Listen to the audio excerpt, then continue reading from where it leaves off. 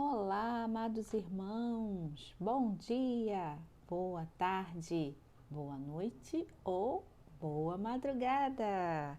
E aí, meus irmãos, como é que vocês estão? A graça e a paz do nosso Senhor Jesus para cada um de vocês, para suas famílias, que o Senhor possa estar derramando bênção, graça e misericórdia sobre a vida de cada um de nós, né?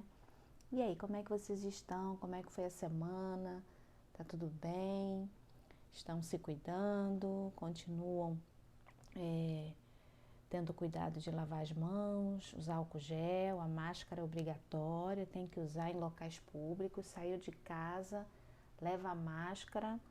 E uma dica que eu dou, que é o que eu faço, é sempre levar uma ou duas, né, dentro de um saquinho na bolsa, mas reserva. Agora faz parte do nosso vestir usar a máscara, não podemos esquecê-la. Mas vamos agora nos preparar para a nossa aula de hoje, né? Estamos estudando o livro de Tiago, um livro em que Tiago vem falar aos cristãos que estão na dispersão, estão sendo perseguidos. E aí esse livro, essa carta, né?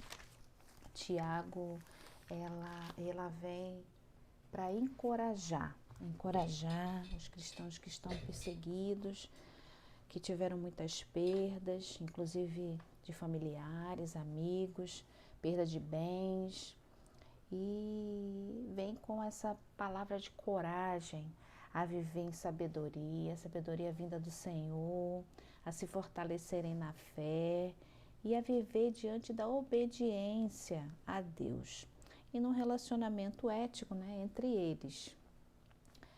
E aí, já pegaram a Bíblia? Já fiz um panorama do que a gente está estudando nessa carta de Tiago, fazendo um panorama para a gente poder ter um tempinho aí para quem não pegou a Bíblia ainda.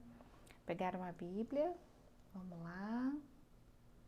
Vamos orar para a gente poder começar essa aula, que eu peço a Deus que seja vinda do coração dele para os nossos corações, a começar do meu, né? Então vamos orar, irmãos.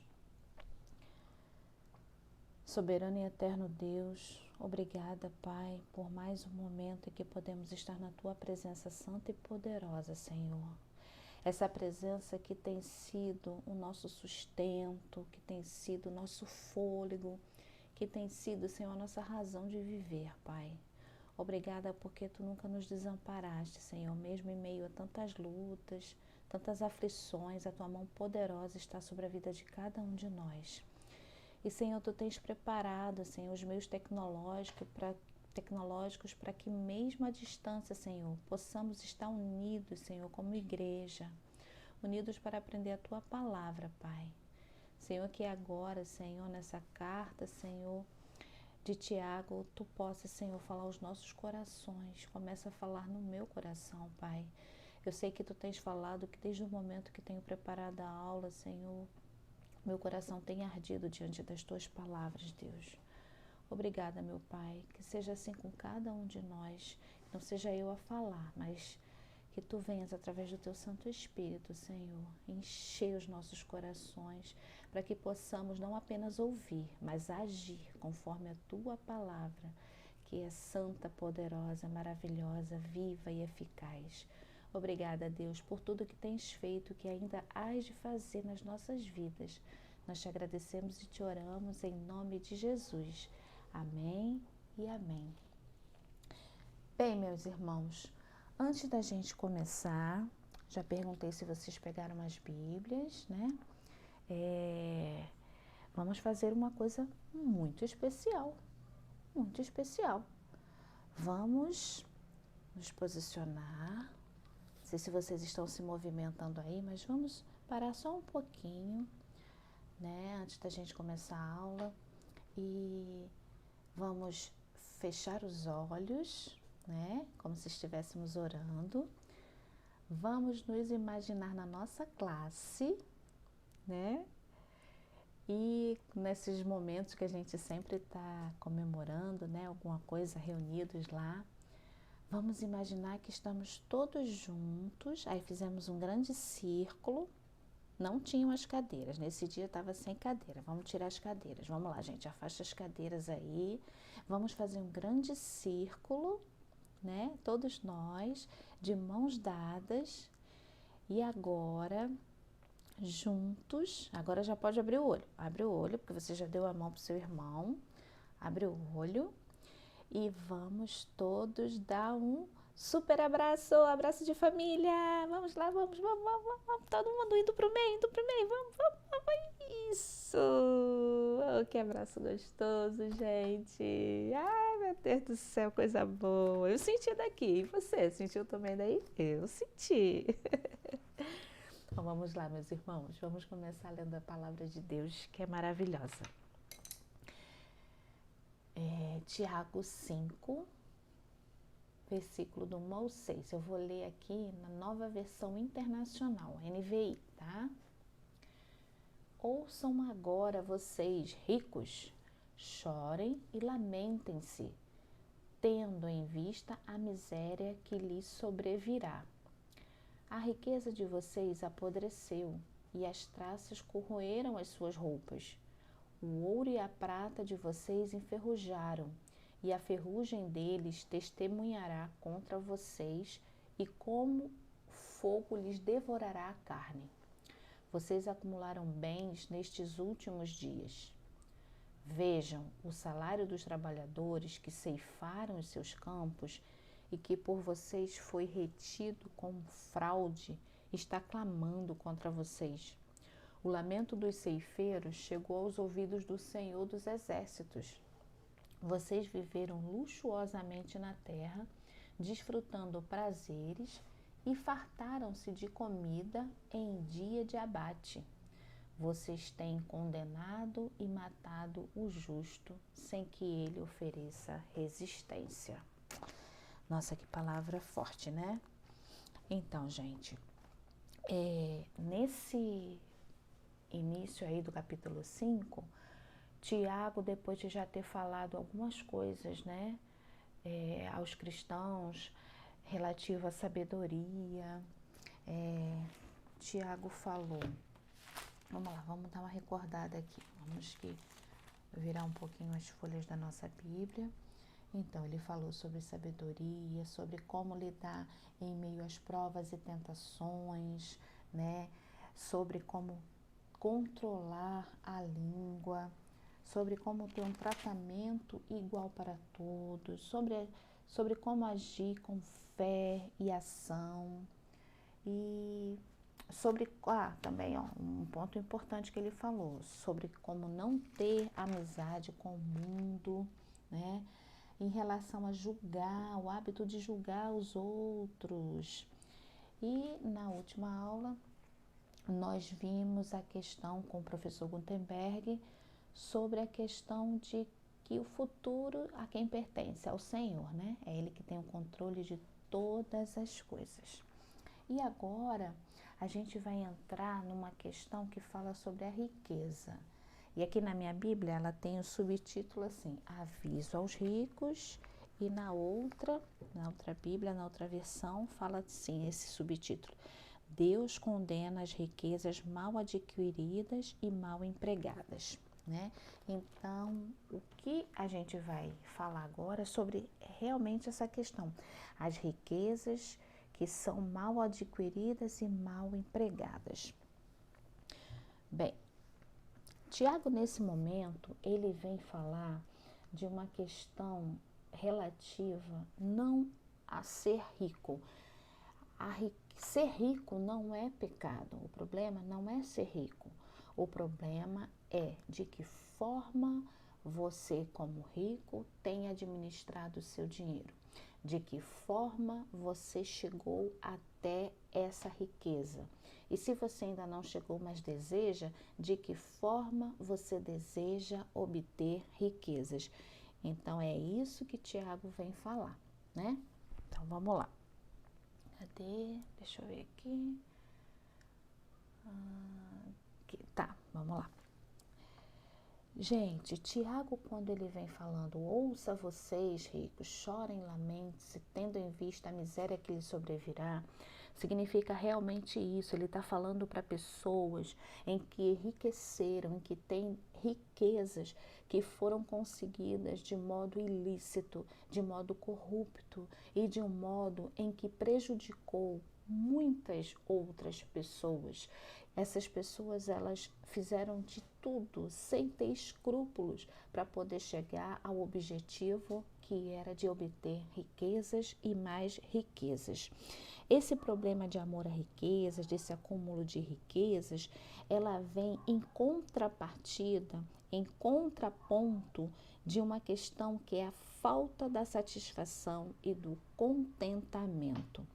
Paulo, o apóstolo Paulo, né, na sua primeira carta a Timóteo, lá no capítulo 6, versículo 8, vamos lá, no capítulo 6, versículo 8 de 1 Timóteo, vamos lá, vamos ler em uníssono, todos juntos. Podemos? Chegaram lá em 1 Timóteo, capítulo 6, versículo 8. Vamos ler em uníssono? Vamos lá. 1, 2, 3. Tendo, porém, sustento e com que nos cobrirmos, estejamos com isso contentes. Então, o que Tiago tá, o que Paulo está falando a Timóteo aqui nesse versículo?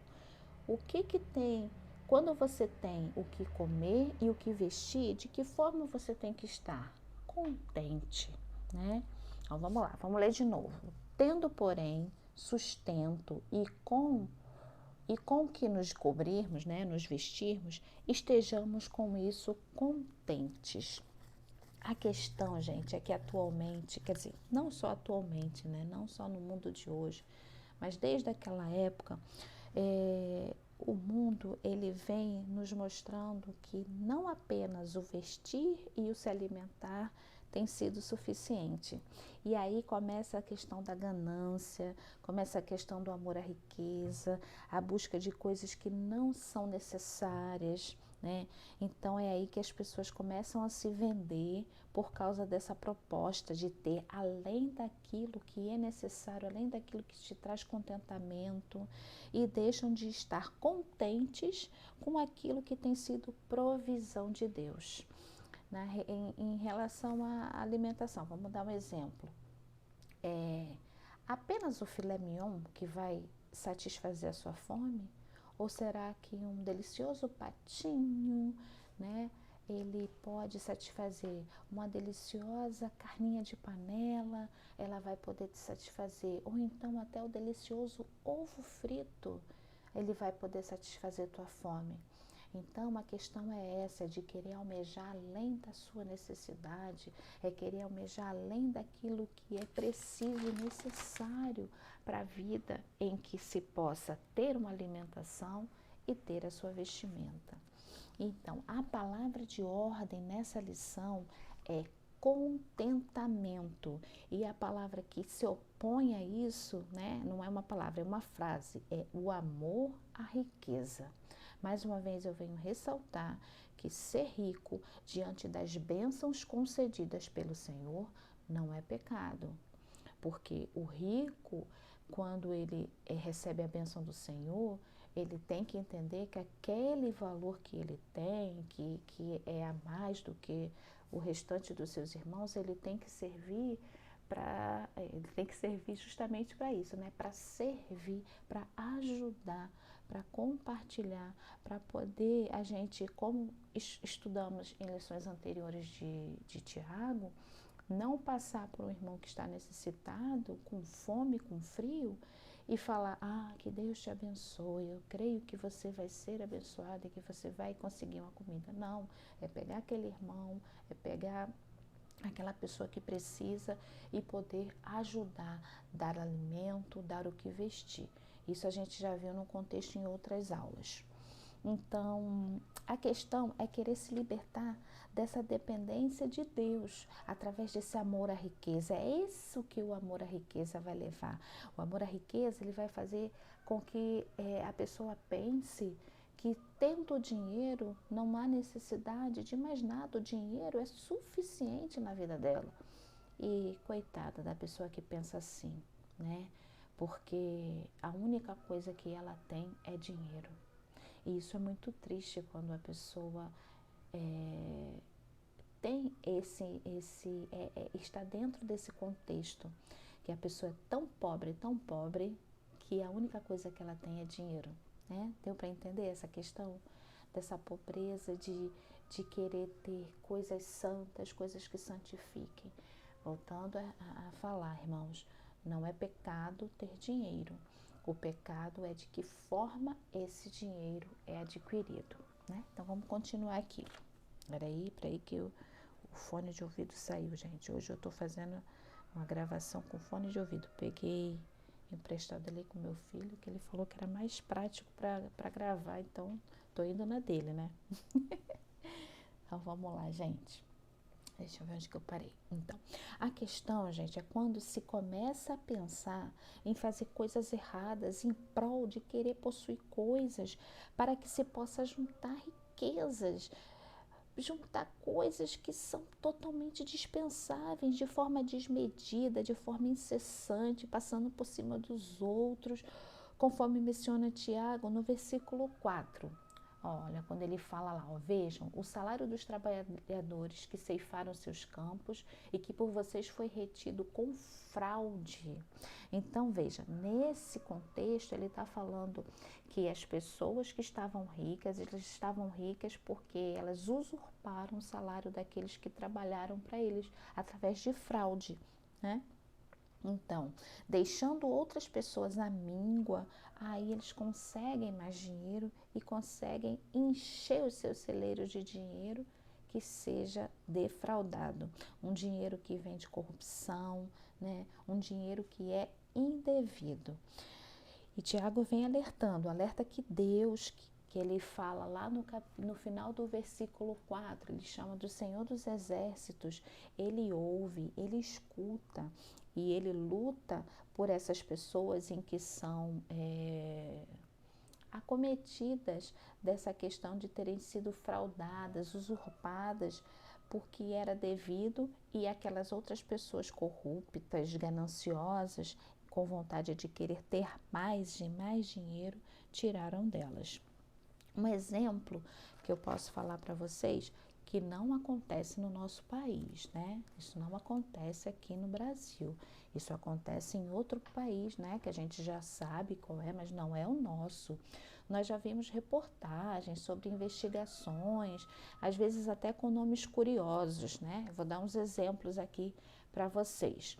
Tem uma tal de uma operação aí, máquina de lavar. Acho que vocês já devem ter ouvido falar, máquina de lavar, né? É uma operação que investiga um esquema de lavagem de dinheiro.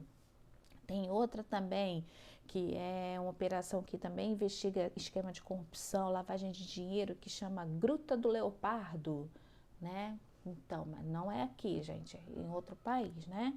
E também tem uma operação que aconteceu agora, eu vi essa reportagem lá do outro país, que foi, né, uma questão aí de uns hospitais que foram construídos lá, né, uns hospitais de campainha, né, de campainha, não, campanha, de campanha, Operação Pastel de Vento, né, então teve uma questão dessa aí nesses outros países aí, que não é o nosso, em que pessoas defraudaram, foram corruptas, tirando, desviando dinheiro que seria para um uso comum de muitas pessoas. E engraçado que essas pessoas que fazem esses esquemas de corrupção, de lavagem de dinheiro, né, elas são tão ricas já e continuam querendo incansavelmente. Parece que não tem um limite, parece que é uma doença, parece não, é uma doença, que quanto mais tem, mais quer. E isso, gente, a gente, infelizmente, também acontece em proporções menores, né? Em outros países também, existem exemplos de pessoas que são mandadas embora, aí entram naquela questão do seguro-desemprego e durante o pagamento do seguro-desemprego conseguem um outro emprego.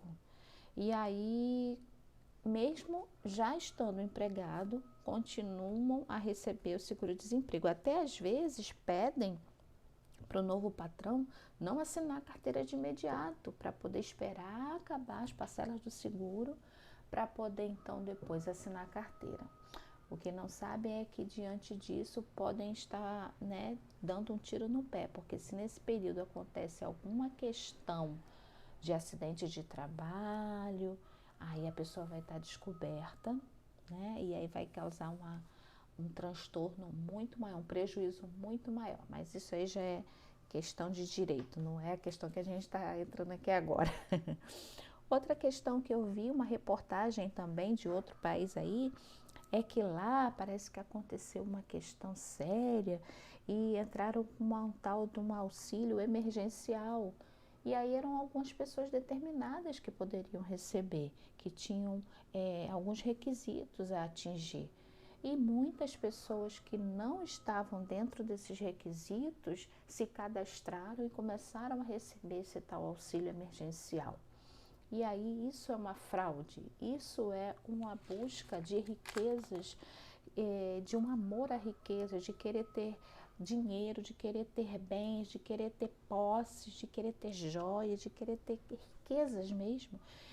Muitos objetos repetidos, né? Às vezes as pessoas fazem coleções de roupas, coleções de sapatos, coleções de artigos, alguns de decoração, sem haver necessidade para aquilo, diante de uma questão que se contrapõe a uma realidade, não apenas uma realidade social, mas uma realidade que vivemos de corrupção.